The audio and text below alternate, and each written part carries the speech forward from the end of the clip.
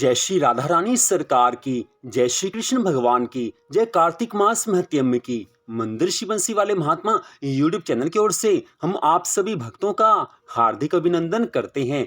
इस वर्ष 2022 में 9 अक्टूबर से कार्तिक मास का शुभारंभ हो चुका है और कार्तिक मास 8 नवंबर तक रहेगा। तो कार्तिक मास में भगवान की भक्ति करने से, पूरे नियमों का पालन करने से भगवान की बहुत ही ज्यादा कृपा प्राप्त हो जाती है। जो मनुष्य कार्तिक मास में प्रतिदिन पूरी श्रद्धा भावना से भगवान की भक्ति करते हैं, हर नियम का पालन करते हैं, उनको भगवान इस जीवन में सभी तरह के सुख, संपत्ति, आनंद प्रदान करते हैं और इस मनुष्य जीवन के अंत समय में उनको मोक्ष की प्राप्ति भी हो जाती है, अर्थात वो इस अपार भवसागर से पार हो जाते हैं। लेकिन यहाँ पर बात आती है कि कोई मनुष्य अगर सारे कार्तिक मास में भगवान की भक्ति ना कर पाया हो, किसी कारण से वो प्रातःकाल स्नान के नियम का पालन ना कर पाया हो, किसी भी कारण से वो कार्तिक मास महत्म की कथाओं को ना सुन पाया हो, या किसी भी तरह से वो भगवान के नामों का जाप ना कर पाया हो, कोई भी कारण हो सकता है। तो मान लीजिए कार्तिक मास में कोई मनुष्य भगवान की भक्ति ना कर पाया हो, तो उनके लिए भगवान ने एक बड़ा सुंदर नियम बनाया है। जी हाँ, ठाकुर जी ने स्वयं ये कहा है कि जो मनुष्य कार्तिक मास में भगवान की भक्ति पूरी तरह से ना कर पाया हो, थोड़ी सी भी भक्ति वो ना कर पाया हो, तो कार्तिक मास के अंतिम 3 दिनों अर्थात त्रयोदशी, चतुर्दशी और पूर्णिमा तिथि को अगर वो इन 3 दिनों में पूरी तरह से कुछ नियमों का पालन कर ले, तो भगवान की कृपा से उसको संपूर्ण कार्तिक मास की भक्ति का फल प्राप्त हो जाता है। संपूर्ण कार्तिक मास की भक्ति से जो पुण्य फल मिलता है, वही इन 3 दिनों में कुछ नियमों का पालन करने से वो फल प्राप्त हो जाएगा। तो वही हम आपको यहाँ पर बताने जा रहे हैं।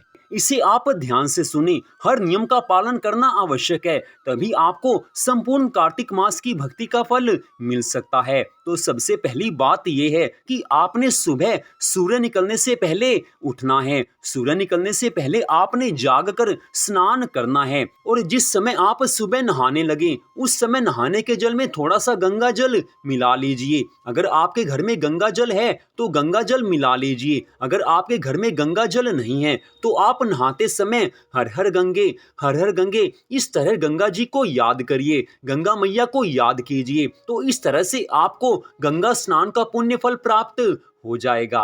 अगर कार्तिक मास के अंतिम 3 दिनों में आप सूर्य उदय होने से पहले स्नान कर लेते हैं, तो भगवान की कृपा से आपको संपूर्ण कार्तिक मास में सुबह सूर्य निकलने से पहले के स्नान का फल मिल जाएगा। इसके पश्चात आपने भगवान जी की पूरी श्रद्धा भावना से पूजा करनी है। श्री विष्णु भगवान जी की, महालक्ष्मी माँ की, श्री राधा कृष्ण भगवान जी की और साथ में तुलसी माता की पूजा आपने सुबह और शाम दोनों समय करनी है। दोनों समय भगवान जी के सामने और तुलसी माता के सामने आपने दीपक जलाना है। भगवान जी के सामने अलग दीपक जलाना है और तुलसी माता जी के सामने अलग दीपक जलाना है। याद रहे कि ये पूजा आपने सुबह और शाम दोनों समय करनी है। इसके बाद बात आती है कि कार्तिक मास के इन 3 दिनों में आपने श्रीमद् भगवद गीता के किसी भी अध्याय का पाठ अवश्य करना है।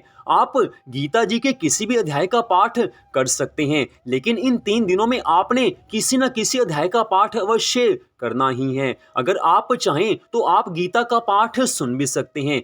और मान लीजिए आप किसी कारणवश गीता का पाठ ना कर पाएं, ना सुन पाएं, तो बाकी यहाँ पर जो हम आपको नियम बता रहे हैं, उन नियमों का पालन आप अवश्य कीजिए, तो भी आपको कार्तिक मास की भक्ति का फल मिल जाएगा। इसके बाद बात आती है कि आपने इन 3 दिनों में भगवान के मंगलमय नामों का ज्यादा से ज्यादा जाप करना है। आपको भगवान जी का जो भी नाम प्यारा लगे, उसी नाम का आपने जाप करना है। ओम नमो भगवते वासुदेवाय, इस मंत्र का जाप भी आप कर सकते हैं। श्री राधा कृष्णाय नमः, इस मंत्र का जाप भी आप कर सकते हैं। या आप चाहें तो जय श्री राधे कृष्ण, जय श्री राधे कृष्ण, इस तरह भी आप भगवान के नामों का जाप कर सकते हैं। हैं। आप चाहें तो राधे राधे, राधे राधे, इस तरह भी आप राधा रानी के नाम का जाप कर सकते हैं। लेकिन आपने इन 3 दिनों में अधिक से अधिक भगवान के नामों का जाप करना है। कोशिश यही कीजिए कि सारा दिन भगवान के नामों का जाप मन ही मन चलता रहे। तो ये नियम भी आपने अवश्य पूरा करना है। अगली बात, कार्तिक मास के अंतिम 3 दिनों में आपने गौ माता को कुछ ना कुछ अवश्य खिलाना है। आप चाहें तो घर में जो पहली रोटी बनती है आप वो भी खिला सकते हैं। आप चाहें तो कोई भी फल आप गौ माता को खिला सकते हैं। लेकिन इन 3 दिनों में आपने गौ माता को अवश्य ही कुछ ना कुछ खिलाना है। इसके बाद बात आती है कि कार्तिक मास के अंतिम 3 दिनों में आप कोशिश यही कीजिए कि रात्रि में आप भगवान जी के नाम का संकीर्तन करें या भगवान के नामों का जाप करें। अगर हो सकता हो तो आप मध्य रात्रि 12 बजे तक भगवान की प्रसन्नता प्राप्त करने के लिए रात्रि जागरण कर सकते हैं। लेकिन अगर आप का शरीर स्वस्थ नहीं है, आप रात्रि जागरण नहीं कर सकते, तो जिस समय तक आप जाग रहे हो उस समय तक तो आप भगवान के नामों का जाप करते रहिए।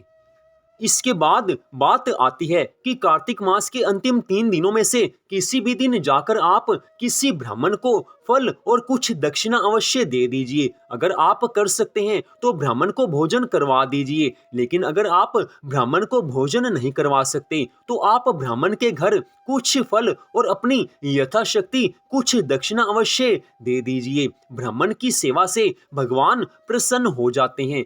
तो ये तो हमने आपको बता दिया कि कार्तिक मास के अंतिम 3 दिनों में आपने इन नियमों का पालन करना है। तो अब आपने कार्तिक मास के अंतिम 3 दिनों में क्या कार्य नहीं करने वो भी आप सुन लीजिए। उन कार्यों से आपने बचना है। तो कार्तिक मास के अंतिम 3 दिनों में आपने अपने भोजन में प्याज और लहसुन का प्रयोग नहीं करना। प्याज और लहसुन उस दिन आप घर में सब्जी में ना डालें। प्याज और लहसुन उस दिन आपने नहीं खाना। ध्यान रहे कि आपने अगर पूरे कार्तिक मास की भक्ति का फल प्राप्त करना है तो आपको इस नियम का पालन अवश्य करना ही होगा। दूसरी बात, कार्तिक मास के अंतिम 3 दिनों में आपने किसी भी तरह के मदिरा पान और नशे से और अंडे या मांस आदि से दूर रहना है। इन चीजों से आपने दूर रहना है। तो कार्तिक मास के अंतिम 3 दिनों में आप पूरी तरह से इन नियमों का पालन करते हैं तो आपको संपूर्ण कार्तिक मास की भक्ति का फल प्राप्त हो जाएगा।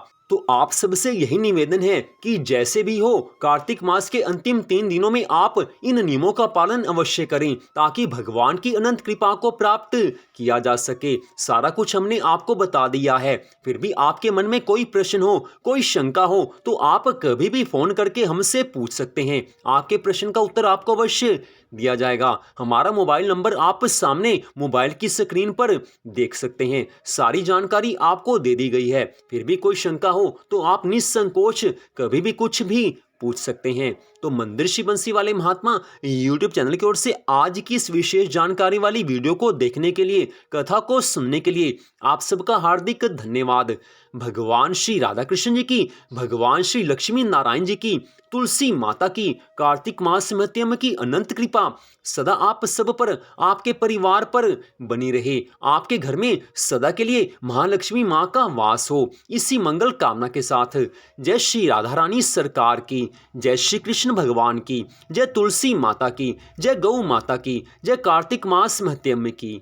जय जय श्री राधे, जय जय श्री राधे, जय जय श्री राधे श्याम।